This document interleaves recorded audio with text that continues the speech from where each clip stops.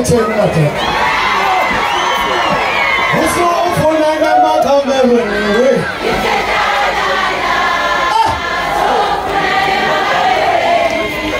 Athatha nanto kodwa umuntu uthwabako.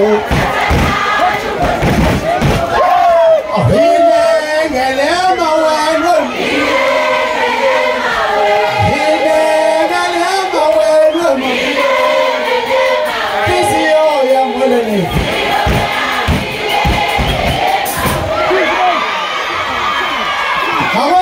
Mina kwenza ikhulu. Abothatha kancane umuntu ngoba umazi. Ngisho njalo nje ngiyama futhi lapho. Umbuyeli phansi omunye umuntu ngoba khona embethe. Angihlabe ngenqina bus khona ngikwazi ukuyenza iyona le ngizele la. Hey man shove.